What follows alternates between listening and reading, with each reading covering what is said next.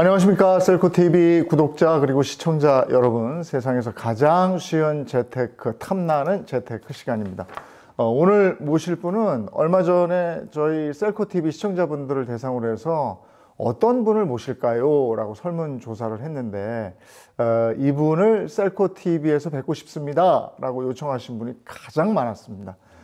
전 연세대학교 전경대학원 한문도 교수님이세요. 어서 오세요. 네, 안녕하세요. 네, 반갑습니다. 안녕하세요. 요즘 매시고 싶어 하는 데가 많아서 무척 바쁘시죠? 네, 좀 여러 군데서 좀 찾아주시더라고요. 예. 부동산, 아이고, 오르면 오르는 대로 난리, 내리면 또 내리는 대로 난리, 아주 난리입니다. 왜냐하면 우리나라 국민들이 가지고 있는 재산의 가장 큰 몫이, 그리고 가지고 있는 재산 중에 가장 비싼 것이 부동산이기 때문에 이것은 뭐 예민할 수밖에 없죠. 당연하죠. 3월 들어서 바뀌는 부동산 제도들이 있는데 대체적으로 이제 규제가 완화된 그런 느낌이지 않습니까? 예. 어떤 뭐 이를테면 대출 이런 게 눈에 띄던데 어떤 것들이 있는지 한번 짚어주시겠습니까? 일단 대출하고 전매제한 실거주 뭐 이게 이제 사실은 시장에서 제일 큽니다. 네. 이 시장에서 우리가 주택을 사고 팔 때 세금이라는 문제 때문에 수익에 연결되니까 세금에 대한 부분을 감면해 준다든지 또 파는 데 있어서 제약이 없게 되면 투자할 수 있는 요인이 생기잖아요. 근데 그런 부분들을 다 풀었습니다, 사실. 거의 다 뭐 90% 이상 풀었다고 보시면 되고, 투자하는 입장에서 우리가 역사를 더듬어 보면요, 3년이라는 단어 기준이 많이 나옵니다. 뭐 2년 거주, 2년 보유, 3년 보유 이런데 그 부분을 이제 또 다 풀었어요. 뭐 보유, 뭐 거주 이런 의미가 없어지고. 그러니까 분양하는 가격들이 이제 현재 현장마다 그래서 미분양 현장이 많은데 어느 현장들은 완판되거든요, 지금. 그러니까 완판에 된 곳들의 공통된 형태는 지금 말씀드린 그런 제도 규제를 완화하니까 투자할 수 있는 여력이 생긴 거예요. 물론 실수요자도 가세를 하죠. 중요한 것은 이제 실거주 시장, 기존 주택 시장. 이쪽 시장은 보면은 지금 거래량은 늘어나는데 그게 이제 한도액이 있잖아요. 40조 풀었잖아요. 39조 6천억. 그 돈에서 지금 한 20조 정도 소진됐거든요. 근데 그 중에 대환대출이 60%니까 소진이 많이 된 거죠. 그럼 한 두세 달 정도 있으면은 그 수요자들은 이제 없어지겠죠. 청약 현장만 살아남는 거죠. 그래서 이제 제 생각에 볼 때 두세 달 정도 약간 이렇게 반등 기미는 있지만 4달, 5달 가면 시장이 이제 다시 한번 재하방 압력을 가지 않을까. 또 미국도 금리도 인상하고 그러니까 그렇게 시장 보고 있습니다.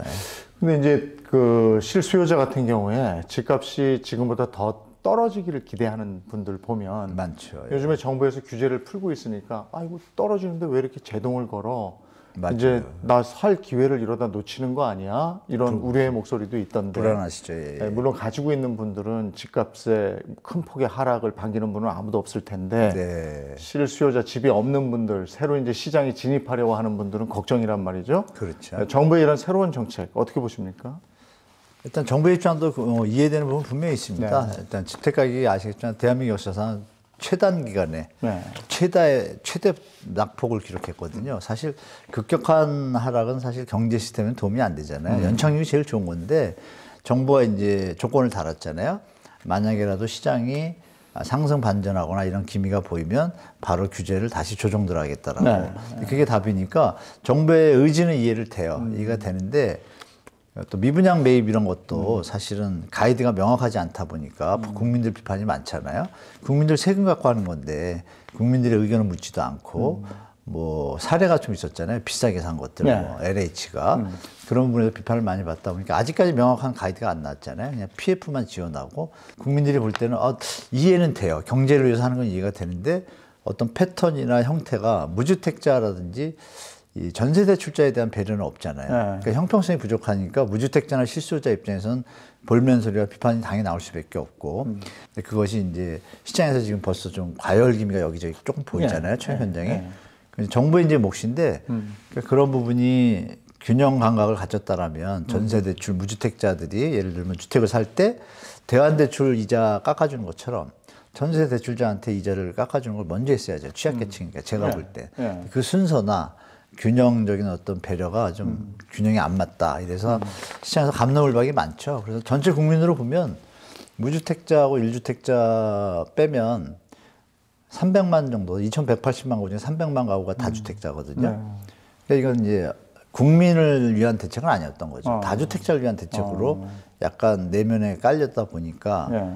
그런 부분이 이제 정부에서 좀 고심하고 차후에 어떤 대책이 나올 때는 무주택자나 일주택자 이런 분들을 위한 배려된 정책이 추가돼야 제가 볼 땐 국민들이 그나마 좀 인정하지 않을까 좀 그렇게 보고 있습니다. 그럼 하나하나 좀 짚어볼게요. 네. 저 부동산 하락기, 뭐 지금은 뭐 냉각기 이렇게 얘기하는데 네. 부동산 냉각기에 그동안 이렇게 사이클을 봤을 때 네. 가장 먼저 나타나는 게 미분양이 그렇게 많이 늘더라고요. 지금 7만 호? 넘었죠. 75,300 갔죠. 예. 근데 1월 말 기준이요. 또 분양했는데 몇십 대 1, 뭐 몇백 대 1, 이제 오늘 아침 신문에 봤나? 어제 맞습니다. 봤나? 네, 맞습니다. 근데 또 어디는 7만 호가 미분양이고 이건 뭐 어떻게 되는 겁니까? 청약시장의 양극화라고 보시면 되죠. 그러면 서울 수도권은 분양이 되는데 그 외에 안 된다는 얘기입니까? 서울 어떻게 수도권은 분양이 되고 지방 안 된다 보시면 안 되고요. 네. 지방도 얼마 전에 창원의 롯데캐슬하고 저 광중과 거기는 다 완판됐습니다. 며칠 만에 그냥 첫 방에 완판이 됐어요. 그 저번 달 얘기거든요. 그럼 가격 때문입니까? 네, 맞습니다. 서울도 대원 뭐 기억나시지만 수유동의 대원 칸타빌은 다 미분양 났고 이번에 좋은데 양평동 거 있잖아요.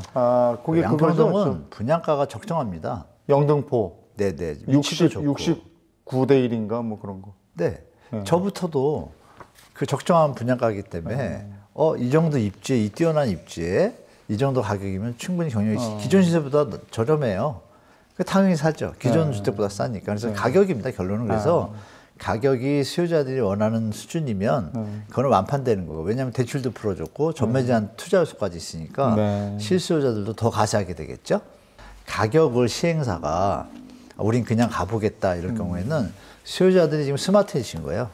주위 시세 비교하셔가지고 이거는 비싸다고 판단되면 외면하시는 거고 좀 도심지 쪽에 입지가 좋은 곳들은 가격까지 안정적이면 지금처럼 말씀하신 대로 청약 광풍은 계속 한 1, 2년 이어질 겁니다. 좋은 입지에 좋은 가격은. 분양이 되면 다행인데 건설사 입장에서 분양이 안 되면 고스란히 이것도 이제 빚이잖아요. 근데 건설사 입장에 그럼 건설사 넘어가고 이러면 정말 사태가 심각해지는 거예요. 뭐가 심각합니까? 그러니까 건설사가 넘어지니까 이게 도미노로 그 금융 쪽에 문제가 생기고 그러다 보면은 경제 전반에 지금 요즘 언론들이 자꾸 프레임을 그렇게 몰아가고 그런 있는 거고요. 정부도 그쪽에도 일조를 하고 있고 저는 계속 정부의 미분양 매입에 대해서 비판적인 입장을 말씀드리는데 MB 정부 때 보시면 아시잖아요. MB 정부 때 그 1년 동안은 좀 방치했습니다. 16만 원 나와도 왜? 과도하게 비싼 가격을 살 사람이 없다라는 건 그 현장의 시스템의 문제지 정책의 문제는 아니거든요. 자기들이 과도한 분양가를 생각하고 투자를 했던 거고 그 부분에 대해서 건설사든 시행사든 대출기관이든 수익을 바라고 한 거잖아요. 그럼 수익이 안 나면 접으면 되죠. 파산시키면. 자본주의 논리 아니에요? 자유, 공정, 경제 기본 도와주기 바라지 마라. 너네가 그러면 시장 경제 논리로 가라. 아니 그러면 비트코인 하시고 주식 하시고 자영업 하시느라고 커피숍 냈다가 망한 분들은 왜 안 도와주죠? 말도 안 되는 얘기잖아요. 논리상. 논리는 그거죠. 글로벌 금융이나 IMF 때 우리가 금융회사가 무너지면서 우리 원금도 못 찾고 이런 파생되는 것들을 우려한다는 전제한데 그 옛날 얘기입니다. 더 중요한 점은 뭐냐면 요번에 미분양에 대한 현장들 중에서 과도하게 분양가를 했으니까 안 팔렸을 거 아니에요. 싸면 팔리겠죠. 그 싼 거에 대해서 이미 시뮬레이션 돌린 평가 보고서들이 많은데요. 7, 80%에 분양하면 원금 회수입니다, 다. 그럼 싸게 팔면 끝난 얘기잖아요. 그걸 왜 정부가 지금 미리 나서요? 웃기잖아요. 형평성이 좀 어긋나지 않습니까? 그러니까 저는 건설사 도와주는 건 당무하지 마라. 다 말씀하신 대로 가시화돼서 국민경제에 위협이 될 정도로 금융기관이 번지는 경우인데 그것도 말이 안 되는 것이요.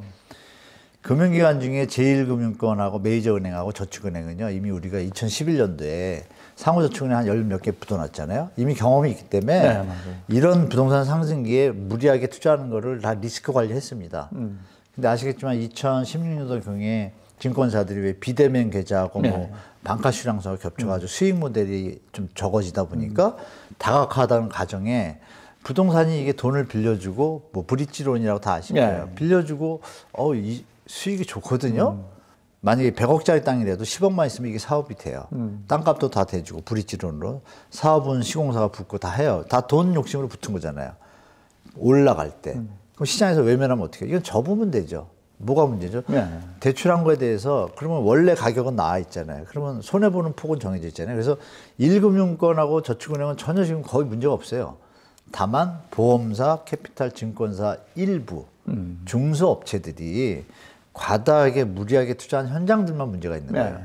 그러면 증권회사가 몇십 개인데. 근데 그걸 하도 저 언론에서 세뇌를 얘기하니까 시키는 우리는 거잖아요. 전체가 문제가 생기는 줄 알고. 그렇죠. 국민들이 지금 세뇌가 되는 건데 그나마 제가 뭐 나가는 데마다 말씀을 드리니까 제 말이 맞다는 분들이 있다는 걸 보면 제 생각이 틀린 건 아니겠죠. 예. 우리가 지금 뭐 집도 없어 죽겠는데 건설사 생각할 건 아니고. 아니 건설사가 망하면 좋죠. 우리나라 망해야 됩니다. 거품이 너무 있으면 거품이 경제가 막히죠. 많이 먹으면 막히서 더 못 먹잖아요. 빼줘야 또 먹잖아요. 그럼 이제 저 개인들의 현실로 돌아와서 네. 집을 아직 사지 못하고 있는 분들은 전세나 월세로 사실 거란 말이에요. 그러면 예. 지금 전세값은 계속 떨어지고 있잖아요. 네. 이게 추세적으로 떨어지고 있는 거죠. 지금도 떨어지고 있는 거죠. 계속 그러고 있습니다. 그렇죠? 많이 떨어지고 있습니다. 예. 그럼 월세로 전환하는 속도도 많아지고 있나요? 네, 좀 많아졌죠. 왜냐하면 벌써 50% 넘었거든요, 비중이. 뭐 처음인 것 같은데 박근혜 정부 때 이제 뭐 월세시다라고 이렇게 했는데 그때 한 47% 갔거든요. 이번에 50% 넘었어요. 근데 이제 소비자들이 스마트해진 겁니다. 이게 집을 못 산다고 하시는데 지금 안 사는 분도 많습니다, 실제로. 예. 더 떨어질 것 같으니까. 파시고 연골 때 이미 파시고 무주택자가 다시 된 분들도 꽤 있어요. 한 10% 정도가 그분들이라. 그분들은 더 기다리고 계시더라고요. 자금도 있고 여유 있게 기다리면서. 그러니까 이제 양극화 현상이 이제 심해진 건데 무주택자에 대해서 예를 들어서 무주택자 집을 살 때 정부의 정책 펀드장을 만들어 줘서 정책 금리를 정부가 대신 예를 들어서 뭐 이런 뭐 시나리오 국민연금에서 버는 수익의 몇 프로를 무주택자들이 주거복지를 위해서 지원해주면 금리가 낮아질 거 아니에요. 그럼 주택가격이 충분히 빠진 상태에서 주택가격의 매입 자금을 도와주면 형태로 금리를 낮춰줘서 그럼 사지 말래도 사죠. 그럼 그렇게 되면 어떻게 돼요? 정부는 이분들이 주택을 갖게 되면 세금도 내실 거 아니에요. 다시 이제 순환해서 세금으로 회수해서 정책 자금을 운영하면 되고 이런 선순환을 분명히 알매도 불구하고 저는 여전히 기득권들이 정치권들과 견택된 뭐 여러 가지 형태들이 계속 아직도 대한민국을 부동산 망국 투기병으로 몰고 가는 형태로 저는 보고 있기 때문에 정상적인 시장이 되려면 지금처럼 거래량이 급감하거나 이런 일은 없어요. 미국은 지금 어떠냐면 주택가격이 많이 내려왔는데도 반 이상은 그대로 거래가 돼요. 우리처럼 10분의 1 토막이 아니거든요. 기형적인 거죠, 대한민국 부동산이 제가 볼 때. 그래서 청년들이 지금 0.73이면 나라가 망합니다. 우습게 볼 게 아니고요. 출산율? 네, 출산율 0.73이면 계산 나온대잖아요. 딱 2100년인가? 뭐 그렇죠. 얼마에 딱 대한민국 없어진다고. 몇백조를 갖다가 뭐 출산율 정책에 쓰고 이렇게 흩게 쓸 게 아니라 집중적으로 청년이 살아야 나라가 살잖아요. 그런 개념으로 본다면 지금 우리가 뭐 건설사가 왜 망해 이런 얘기의 어떤 가치가 얼마나 없다는지는 저는 뭐 역으로 좀 말씀드리고 싶어요. 이 어마어마한 유동성과 능력을 이제는 저는 해외로 돌릴 때라고 봐요. 계속 안에서 우리끼리 치고받잖아요. 지금 글로벌 국가에서 G7 얘기하고 있는데 왜 맨날 안에서 놀죠? 그러니까 정부가 이쪽에 쓸 게 아니라 해외에 우리나라가 서로 조세협정을 잘 맺어서 경제적으로 해외에 투자하는 길을 만드는 이런 쪽을 좀 연구해야 되지 않을까요? 뭐 여야 가릴 거 없이 그렇게 이제 대한민국이 우리 후세들도 살고 청년도 살고 다 같이 살죠. 국내에 부동산에 한해서 국내에 머물다 보니까 그 부분은 그러니까요. 생각하지 못했어요. 제가 계속 주장하고 있다 작년부터. 예. 최근에 하는 총재가 부동산 시장의 하락이 둔화되고 있다. 연착륙 가능성이 높아지고 있다. 이렇게 말을 했는데 그러면서도 집값이 너무 빨리 떨어져서 금융 안정을 걱정하고 있다라고 하고요. 부동산으로 예전처럼 그렇게 돈 벌 일은 없지 않겠는가라는 취지로 얘기를 하신 걸 들었습니다. 어떨 것 같습니까? 이제 예전에는 사실 부동산은 불패였잖아요. 근데 지금 하는 총재께서도 부동산 불패는 옛말이 될 것이다의 취지 얘기를 하신 걸 제가 들었는데 그렇게 될 것 같습니다. 그건 좀 약간 과장된 표현이고요. 예. 부동산은 우리가 이제 의식주가 있잖아요. 네. 그 의식이 해결되고 나면 주택을 가잖아요. 그 인간의 탐욕이나 성취욕이나 계산해 보시면 다들 왕들이 그러면 왜 조그만 집에 살지 성을 짓겠어요. 모든 경제가 안정된다고 했을 때 집값에 대한 쪽으로 가겠죠. 결국은 좋은 집으로. 근데 일본은 네. 이제 집을 그렇게 그 구매나 재테크의 수단으로 보지 않고 안 보죠. 그냥 머무는 공간으로 너무 크게 봤잖아요. 당했으니까. 네. 근데 예전에는 일본도 우리 못지않게 집에 투자하고 집으로 돈 불리고 이런 게 많았었잖아요. 네. 근데 우리는 그런 우려는 없는 건가요? 근데 이제 시장을 정확히 보셔야 되는데요. 일본에서 막 부동산이 폭등한 건요. 가게들이 집을 사서가 아니고요. 기업들이 부동산을 사서 올랐습니다. 아, 그래요? 네, 거의 7, 80%. 우리는 가게가 주도적이잖아요. 예, 맞아요. 그게 좀 틀립니다. 아, 틀리다는 좀 그렇구나. 말씀드리고 현재도 사람들은 저평가된 주택과 고평가된 주택을 구분할 수 있는 능력이 예전에 많이 없다가 네. 그냥 묻지마 투자 형태로 가다가 요즘은 우리 셀코 TV처럼 유튜브의 정보라든지 이런 정보가 많이 노출돼 있잖아요. 근데 그거를 이제 그 툴을 활용해 가지고 하시는 전문 투자하시는 분들도 계시고 이러다 보니까 주택가격 상승이 국지적으로 벌어지고 있습니다. 계속. 네. 그럼 인구가 늘어나는 곳은 당연히 주택가격이 오르겠죠. 어느 지역들이 이제 계속 강세를 보이는 데가 있습니다. 이 하락장에서도. 그것은 뭐냐면 중장기적으로 봐도 일자리가 많은 곳들은 당연히 그쪽으로 몰려갈 것이고 인구 소멸이 될 어떤 지역들은 말씀하신 대로 답이 없는 데죠. 우상향 이런 얘기는 전혀 근거가 없고 다만 몰리는 지역들은 계속 올라갈 수 있는 가능성이 높잖아요. 몰리니까. 그러면 똘똘한 한 채는 여전히 네, 그 존재하는 의미가 거고. 존재하는 거죠. 예. 존재하고 그 똘똘한 한 채가 정상적인 한 채가 아니라 투기성으로 가는 것을 정부가 막아주면서 균형 발전을 잘하면 되는데 제가 볼 땐 한은 총재가 얘기한 것은 전국적으로 볼 때 평균 개념으로 보면 맞겠지만 지금은 우리 투자나 투기 형태가 다 도심 위주잖아요. 뭐 재개발정 위주라든지 그쪽이잖아요.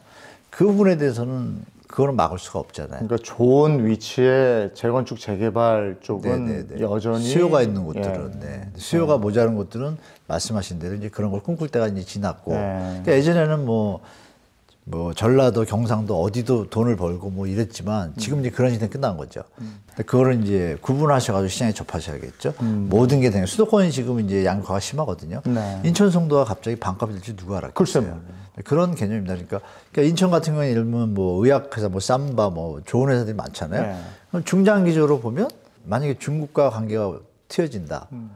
그러면 어떤 일이 벌어지겠어요? 또 올라가겠죠. 또 올라가겠죠. 일반화시켜서 보지 마시고 이제는 시장을 다 국지적으로 선택적으로 차별해서 보셔야 되는 때가 됐습니다. 시대가. 주식을 할 때도 네네. 전체 주식이 오를 때가 있고 그 개별 주가가 그렇죠. 오를 네, 때가 맞습니다. 있어요. 똑같은 말씀이에요. 맞습니다. 그래서 이제 전문가들은 그걸 쪽집게처럼 찾아내서 거기서 불을 그렇죠. 창출하거든요. 네, 맞습니다. 부동산은 그 아는 눈이 비슷하더라고요. 그러니까 네. 내가 살고 싶은 곳에 사람이 몰리고 그건 당연하죠. 거기가 올라가요. 네, 맞습니다. 근데 사실은 거기에 진입할 때 너무 힘들거든요. 그렇죠. 그래서 많은 분들이 바닥이 언제냐를 논하거든요. 바닥이요. 그러니까 네. 그러면 그렇죠. 내가 언제 되도록이면 더 싸게 잡아서 그렇죠, 그렇죠. 예, 비쌀 때 좀 재미를 보자 이건데 바닥 신호를 일반인들은 모르잖아요.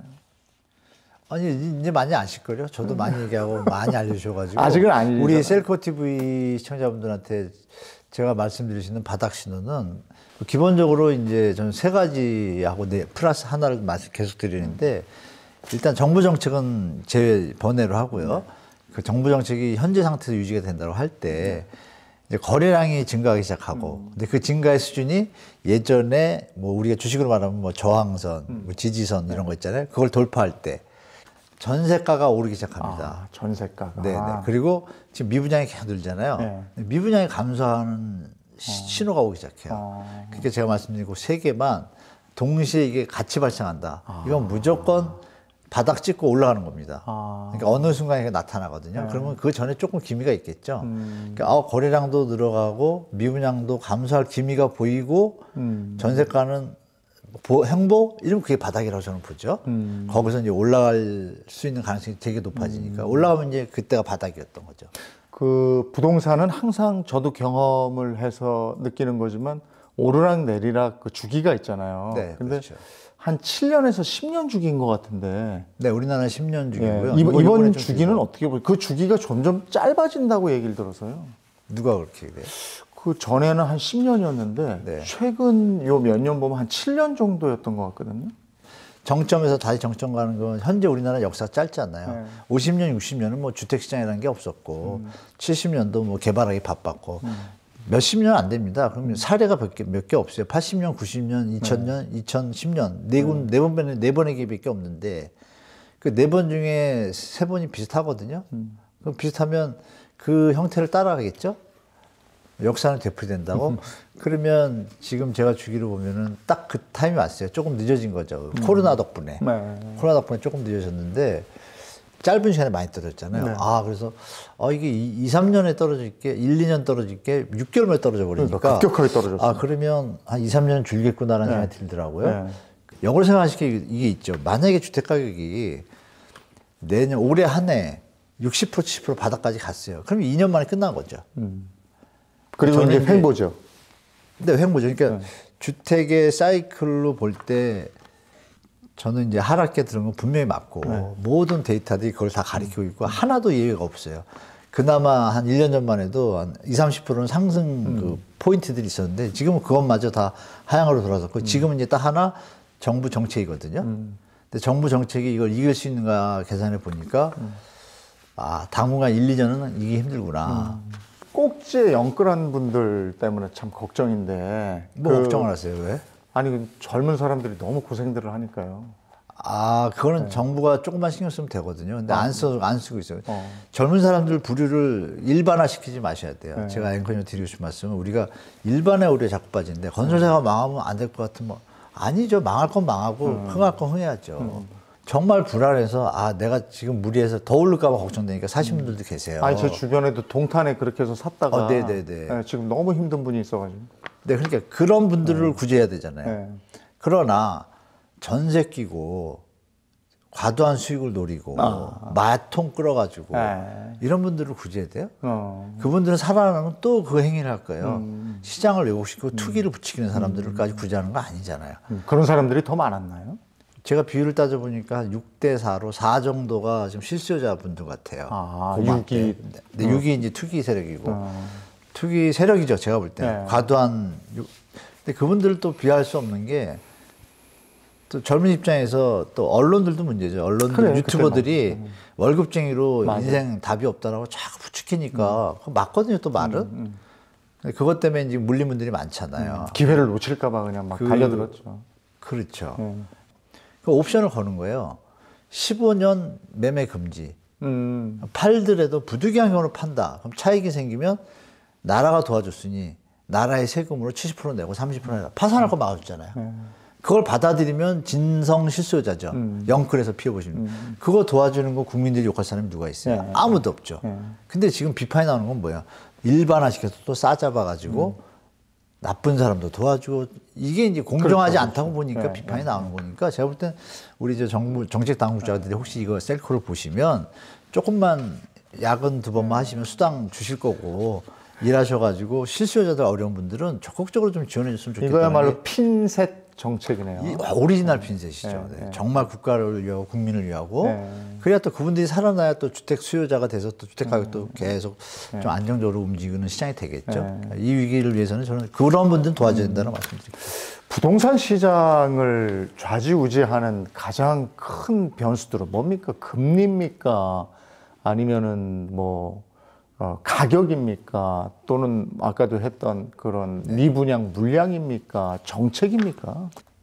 저는 이제 일단 가격이라고 보고요. 팩트는 일단 가격이 문제인 거고 금리는 두 번째 문제인 거죠.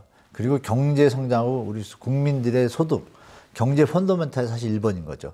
지금 만약에 이렇게 올랐어도 생각해 보세요. 수출이 잘 되고 돈이 막 들어오고 사업이 잘 되면 더 올라갈 수 있죠. 물가가 안만 오르고 금리가 안만 높으면 뭐예요? 더 돈을 벌면 더 번성할 수 있잖아요. 우리 그런 걸 좀 같이 보셔야 돼서 금리만 오른다고 너무 보실 게 아니라 우리 소득 상황을 보시면 주위를 보면 알잖아요. 살기 힘든다 소리 많이 나오면 문제가 있는 거죠. 집값이 낮아도 더 내려가겠죠. 이렇게 좀 같이 보시는 게 좋을 것 같아요. 금리는 추가적인 역할을 한다. 제가 막 힘들어 죽겠는데 여기다가 금리라는 큰 돌덩이를 얹은 거죠. 그럼 더 힘들잖아요. 그렇게 보시는 게 더 합리적일 것 같아요.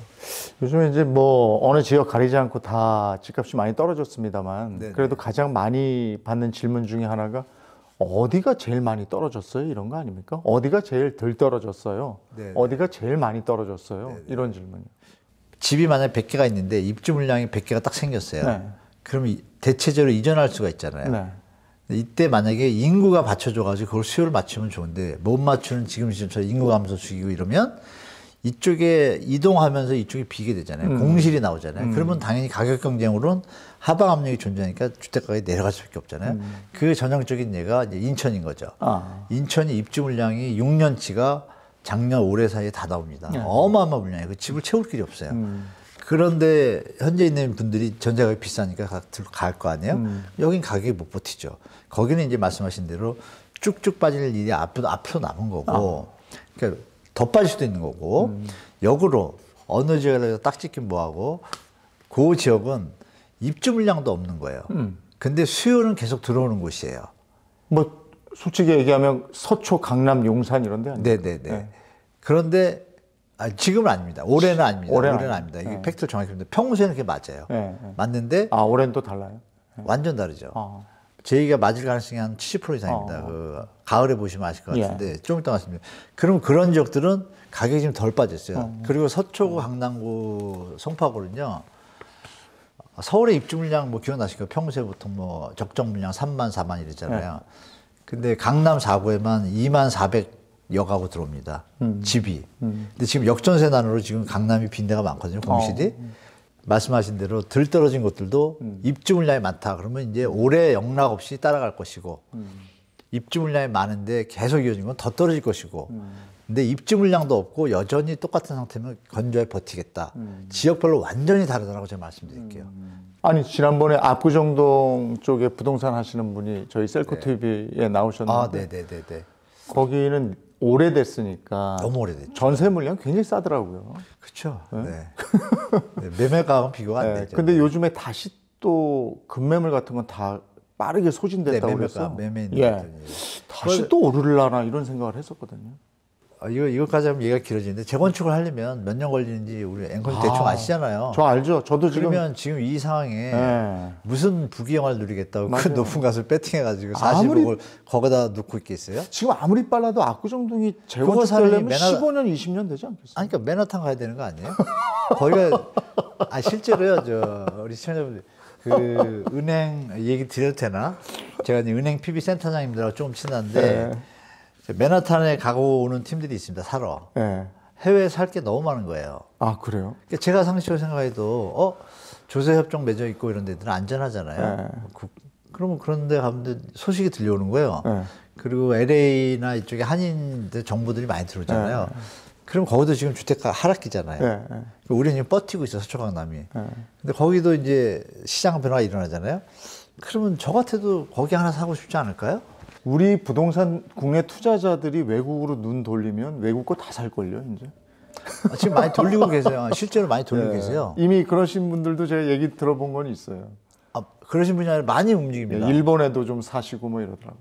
네, 일본 팀이 요새 생겼고 요즘 일본이 좀 약해지니까 조금 부동산 하시는 이제 펀딩들이 있어요. 펀드하고 이런 팀들이 좀 많이 가시고 그전에는 한때는 호주 많이 갔었고 캐나다하고 미국에 요새 이제 작년 여름부터 가시는 분들이 꽤 있는 걸로 알아요. 그래서 실제로 매입도 많이 하시고 아시아나 미국에 수용자 있고 하면 4억밖에 안 하는 거. 너무 우리 서울이 비싸요. 물론 미국도 맨하탄 같은 데는 비싼데 근데 우리보다 단가를 따지면 거기가 더 쌉니다. 지금. 그래서 여러분이 이제 글로벌 개념으로 좀 접근하시는 것도 필요할 때다. 기억하시면 왜 외국인들이 왜 한 4, 5년 전만 해도 뭐 러시아 부호가 우리나라 어디 뭘 사 이런 뉴스 많았잖아요. 중국 뭐 제주도 다 사고 여기 압구정동 사고 요즘 없잖아요. 요즘 뉴스가 없잖아요. 왜 안 사죠? 비싸니까. 올라도 너무 올랐네 하고 빠졌겠죠. 제가 외국인이라도 여기보다 딴 데가 낫겠나 하고 갔겠죠. 그게 캐나다였고 뭐 이런 거죠. 네, 캐나다가 다시 올랐고. 그런 글로벌 개념 좀 가시면 좋을 것 같습니다. 부동산 시장은 지금처럼 하락과 여러 가지 부침을 겪고도 결국 거시적으로 보면 우상향 하는 것이다. 맞는 얘기입니까? 네, 맞습니다. 네. 그러면 전 고점은 그 다음에 상향 시점에서는 또 뚫릴까요? 저는 우상향은 우리 부동산만 볼 게 아니라 경제 시스템을 우리가 좀 이 얘기 좀 외적인 얘기 좀 말씀드리면 경제학과를 알프레드 마샬이라는 사람이 경제학과를 설립한 게 1903년도니까 캠브리지 대학에 그러면 120년밖에 안 됐습니다. 그 경제학자들이 그렇게 많이 나왔는데 경제 위기는 수도 없이 터지잖아요. 경제 시스템의 어떤 문제점은 케인즈도 얘기했고 네. 다 알아요. 네. 유동성의 어떤 사이클이 생긴다는 걸. 벌어질 때 이제 지금 말씀드린 뭐 폭등했다가 내려갔다가 그리고 킨들버거도 얘기했지만 광기, 패닉, 붕괴가 계속 이어진다. 경제는 어쩔 수 없다. 그럼 어쩔 수 없는 상황이에요. 상황인데 그럼에도 불구하고 우상향 가게 돼 있는 거예요. 왜? 경제 자체가 인간이 태어나가지고 창출하잖아요. 그 주는 게 없잖아요. 아무 일도 안 하고 가만히 있으면 감소는 하겠죠. 어떤 총량의 개념에서 보면. 근데 우리는 움직이잖아요. 그러니까 당연히 그것이 나타난 것이 노동이든 뭐든 다 가치가 화폐로 나타난 것이고 화폐가 가치가 올라갈 수도 있고 내려갈 수도 있지만 명목적으로는 올라갈 수밖에 없는 거죠. 점점. 그건 기본이에요. 다만 그 상황 속에서 말씀드린 사이클이 다 존재하잖아요. 그럼 꼭 파산한 사람이 왜 나오고 은행에서 왜 파산 제도가 있고 전 세계가 파산법을 만들고 파산 구제 제도를 만들까요? 분명히 사이클은 존재한다. 그러면 우리 시청자분들이 판단할 건 그거죠. 아, 경제 사이클을 정확하게 알아야 부동산이고 금이고 주식이고 예외 없이 어떤 흐름에 따라서 시간에 따라서 어느 분은 매번 망하고 어느 분은 매번 흥해요. 그거는 그분이 대충 운 때문이 아니고 분명히 공부하신 분과 안 하신 분의 차이라고 봐요. 물론 운도 작용했지만 그러면 우리가 이제는 이제 좋아졌으니까 절대 파산하는 율은 이제 적어질 겁니다. 공부 안 한 분들이 파산하는 거지 제가 볼 때 앞으로는 시대가. 그럼 부동산을 우상향 계속 할 거 아니에요? 근데 꼭지에 샀다가 그러니까 선은 똑같은데 이게 오르내림이 이렇게 있잖아요. 네. 이렇게 올라가는데 내려갈 때 사야지 잘 사는 건데 그걸 아는 어떤 지식을 경제라는 것을 통해 가지고 공부를 좀 하시면 뭐 물가군이 많이 나오잖아요. 그거 어렵지도 않은 건데 기득권들이 경제를 잘 안 가르쳤잖아요. 네. 국민들한테. 네. 근데 지금 이제 새로운 시대가 됐어요. 제가 볼 때 유튜브라는 새로운 매체가 전 세계 글로벌 시민들의 이 지식을 높이기 때문에 일단 기득권들의 한쪽으로 몰리던 어떤 수익의 어떤 양극화는 저는 유튜브 때문에 좀 완화될 거라고 저는 개인적으로 보는데 이렇게 그냥 계속 기득권이나 기성 정치인들 분들이 계속 자기들만 살겠다고 해가지고 젊은이들이 어떤 쇠퇴되는 형태로 간다면 우리도 일본처럼 따라가겠죠. 우상향은 맞다. 네. 인구 감소라는 거 없다라면. 그렇다면 이제 우상향이 맞다면 네, 그래서 네. 전고점을 뚫을 수 있다면 그때 전고점에 샀던 영끌족들이 지금 버틸 수 있다면 조금 버티면 몇 년 후에는 다시 올라가니까 버텨야 되는 겁니까? 아니면 저는 그건 사람마다 틀린데요. 네. 저는 기본적으로 3년을 좀 말씀드리고 싶어요. 그러니까 경제와 다 연결되잖아요. 지금 금리를 인상하고 나서 만약에 미국이 위기가 터지지 않는 한 제가 볼 때는 베이비 스텝을 안 맞춘다 그래도 물가나 이런 추세를 보면 3년은 갈 것 같거든요. 네. 그때까지는 3% 2% 내려올 것 같지는 않고 도리어 잠시 5, 6% 갔다가 4, 5%. 그리고 걔네들 스케줄에도 보면 2025년도가 한 3, 4%더라고요. 그거 감안하셔가지고 미국이 3, 4%면 우리나라 금리는 3% 갈 거고 같이 더 못 내리고 그럼 우리나라는 조금 더 올릴 소지가 있는데 그 기준에서 자기가 부담하는 대출과 원리금이 있잖아요. 네. 지금 힘든데 만약에 여기서 요새 P2P를 통해 가지고 자금 조달하는 분들이 많거든요. 요번에 정부의 특례보금자리로 살아나신 분이 많았겠지만 거기에 선택을 못 받은 분들은 분명히 또 제2금융권으로 가실 거예요. 거의 금리가 미니멈이 10에서 13이거든요. 그리고 P2P를 통해서 작업하는 데는 미니멈이 14에서 18이에요. 네. 근데 그 자금을 가지고 3년을 버티면 어떻게 될까요? 20%면 60%가 날아가잖아요. 네. 그럼 계산이 안 납니다. 제가 볼 때는. 그러니까 쉽게 말하면 무리하게 과도한 레버리지를 가진 분들은 지금 어렵다라면 3년까지 버틸 능력이 안 되면 금리가 안 내려간다고 전제를 하고 그리고 좋게 본다라면 금리가 내려간다는 것도 써보겠죠. 본인은. 계산하셔가지고 좀 어려우시면 자, 그 얘기는 뭐예요? 주택가격이 올라가기 힘들다는 얘기잖아요. 네. 그럼 만약에 지금 정리를 했다고 가정할게요. 그 60%의 돈을 자기가 다시 축적할 수 있잖아요. 시드머니를. 그 계산을 크로스 체크를 정확하게 하셔야 될 것 같습니다. 그래서 그러면 제가 볼 때 버틸 분과 안 버틸 분은 본인들이 잘 알아요. 사실. 그래서 감성적으로 가지 마시고 그 예측 가능한 합리적 행동, 비합리적 행동 하지 마시고 예측은 가능한데 아니야 오를까라는 감성으로 가면 비합리적인 행동이 나오잖아요. 그거는 이제 파산의 지름길이니까 잘 판단하셔가지고 냉정하게 손절하고 열심히 해서 다음에 떨어질 때 좋은 거 사면 회복할 수 있지만 지금 어려운 데 끌고 가다 보면 나중에 파산하면 이러시기 힘들잖아요. 그럴 경우가 아니라면 버티시면 안 되는 거고 버티는데 큰 무리가 없다. 그럼 버틸 가치가 있다고 봐요, 저도. 예. 그걸 좀 구분하시면 될 것 같습니다. 네. 그다음에 이제 내가 부동산에 관심이 좀 있어서 네. 네이버에 부동산 이렇게 시세표 보고 막 예, 하잖아요. 예. 그러다가 어디 한 곳에 전화를 해봐요. 부동산에. 네. 예. 낚입니다. 네. 그리고 이제 한 며칠 있다가 네. 지금 계속 뭐 아직 보고 계시는 거예요? 막 연락 오죠. 급급 매물이 나왔는데 이거 그렇죠. 괜찮은데 한번 와 보시죠. 네. 그러면 이제 싹 얘기를 하면은 그냥 빨려들거든요. 네. 뭘 조심해야 됩니까? 조심한다기보다는 조심해도 못 막죠. 못 막기 때문에 제가 드릴 말씀은 네. 한 군데 두 군데만 의뢰하시면 절대 안 됩니다. 정말 드리고 싶은 말씀은 네. 10군데를 한 군데 간 것처럼 내가 한 군데 가면 그 부동산하고 친하고 싶고 알고 싶고 있잖아요. 정보를 조금만 시야를 넓히셔가지고 맥시멈은 10군데, 미니멈은 5군데, 제일 권하는 거 7군데. 이건 좀 팁으로 말씀드리고 싶어요. 집값이 1,000만 원 내려오는데 복비가 500이 더 들어가요. 그러면 당연히 복비라도 죄송합니다. 공인중개사 수수료가. 그러면 그게 더 나은 거죠. 그래서 수수료를 아끼지 마시고 역으로 한번 생각해 볼게요. 역지사지. 손님이 많은데 어느 손님이 다 비슷해요. 어느 손님이 저한테 제가 공인중개사인데 와가지고 제가 무조건 100% 좀 저렴한 거 찾아주시면 수수료를 지금 뭐 600인데 1200 무조건 드리겠습니다. 그리고 거기다 메모까지 하고 사인까지 해보세요. 그럼 이분한테 주시면. 이걸 주면 제가 공인중개사도 어떻게 했어요? 이 사람은 살 사람이잖아요. 네. 그럼 시키지 않아도 야근하십니다. 야근하셔가지고 좋은 거 찾아보려고. 소유주들 설득하죠. 그럼 싸게 파시려고 하시는 분들 중에 조금 여건이 안 좋구나 이런 분들은 이분의 의견을 따라서 말이 아다르고 거다르다고 지금 빨리 파시고 맞아요. 그 돈을 은행에 두시면 더 받는 거랑 똑같습니다. 이 한마디에 갈 수 있잖아요. 그러니까 중개하시는 분의 역량과 의지에 따라서 가격이 정해지는 것도 사실 시장에 존재해요. 네. 그래서 중개사님들하고 이런 대목에서 좀 친하시면 지금처럼 뭐 낚이거나 이럴 일은 없고 네. 꼭 한두 군데 가셔가지고 조금 마음에 든다고 그분한테 빠지시면 낚이는 거죠. 그렇죠. 절대 냉정하게 네. 7군데 딱 벽에다 붙여놓으시고 네. 전화가 이제 오는 것도 체크하세요. 옆에다가 이렇게. 돈이 얼마예요? 어마어마하잖아요. 딱 7군데 표시해놓고 전화가 오고 이런 거 다 돼요. 그러면 신뢰가 가는 데가 보입니다. 그분한테 뭐 그때 얘기는 안 했다면 나중에도 제가 복비 2배 드릴게 조금만 더 깎아주세요. 이러면 제가 보니까 다 깎아주시더라고요. 또 파실 때는 또 거꾸로. 파니까요. 저는 제 주위를 보니까 파시는 분들은 형태는 어떻냐면 그냥 생각도 안 하고 그냥 과감하게 시세가 뭐 6억대였다 만약에요. 6억이면 그냥 5억 8천이나 내놓습니다. 날라갈 생각하고.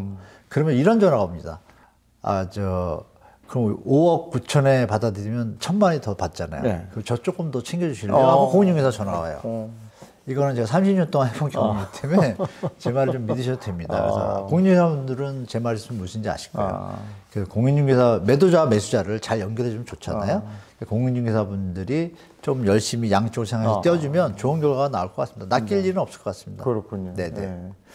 지금 이제 부동산이라는 것은 지금 당장 내 집이 필요해서 사는 경우도 있지만 그렇다 하더라도 거의 한 5년에서 10년 내다보고 사는 거잖아요. 예. 그렇다면 지금 부동산을 사고 팔 때 5년 후 또는 10년 후를 생각한다면 한 내년쯤 아니면 올 가을쯤 덤벼볼 만합니까?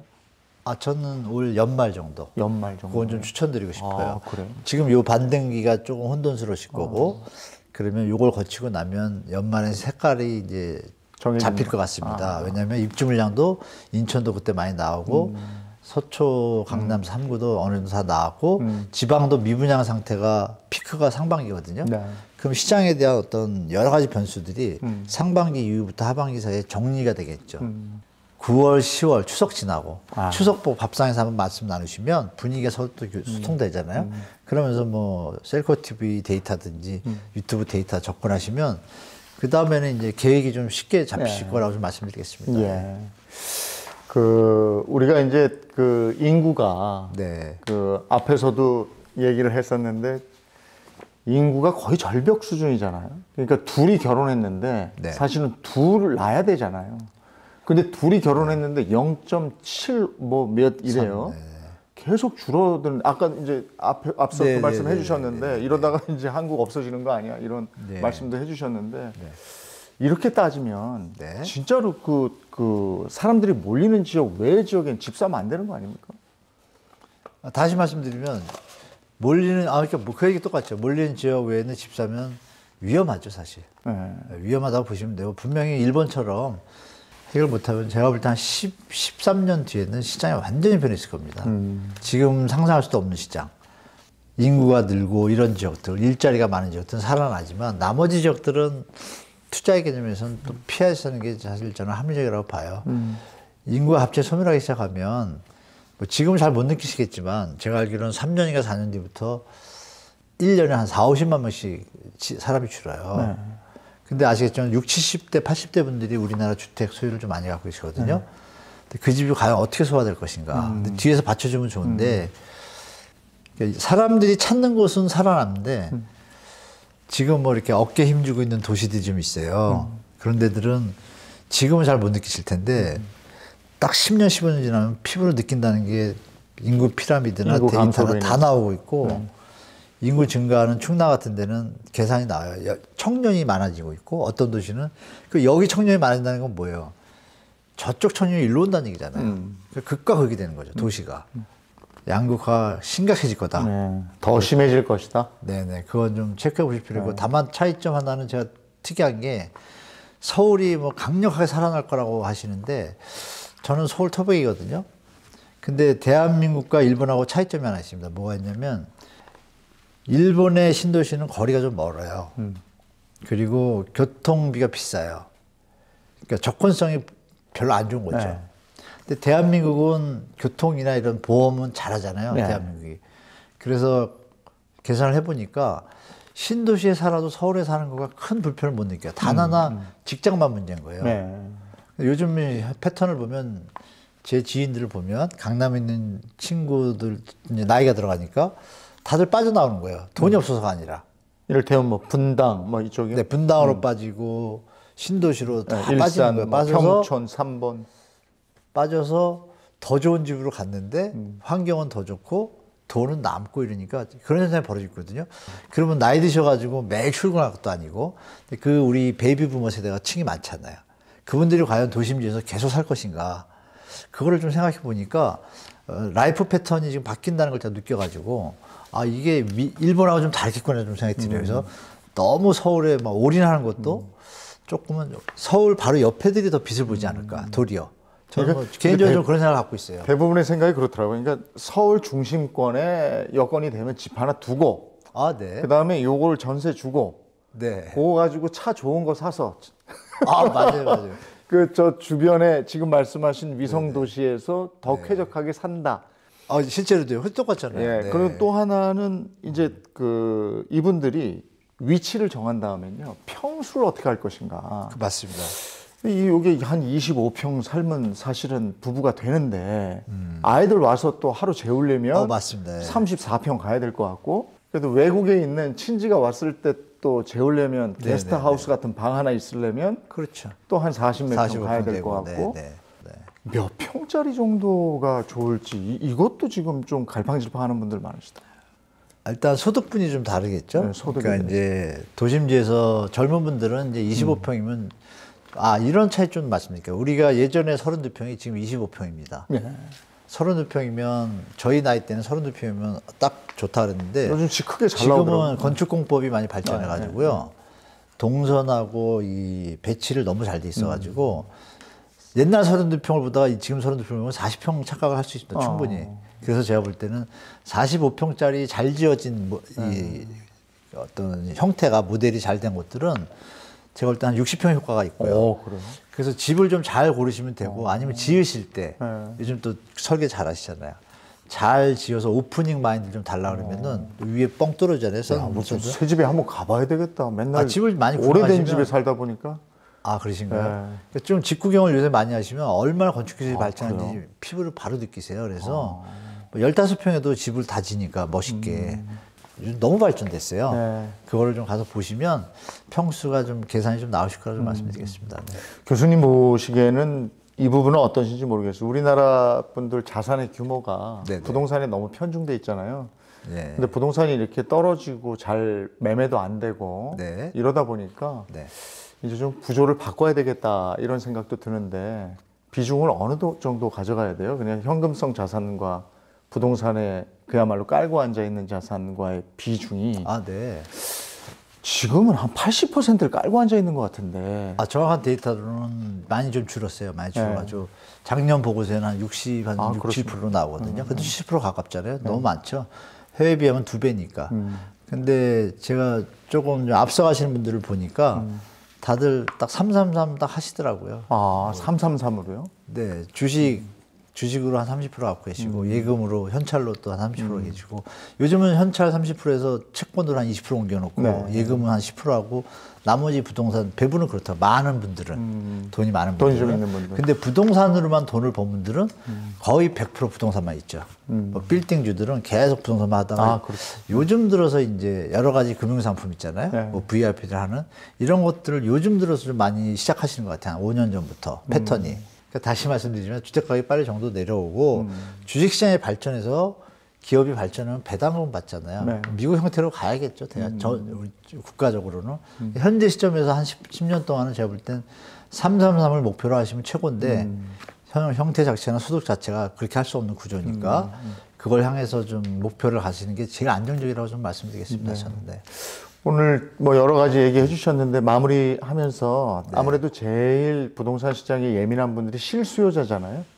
실수요자분들은 요즘 같은 때 어떻게 접근하는데 되는지 한번 정리 한번 해주시면 좋을 것 같습니다. 실수요자들 중에 1주택자 분들에서 갈아타기 하시는 분들은 지금 적극적으로 하셔도 될 것 같아요. 아기들이 커가지고 두 분이 사시다가 좀 집이 필요하다 이러면 지금 특례보금자 이론 나왔잖아요.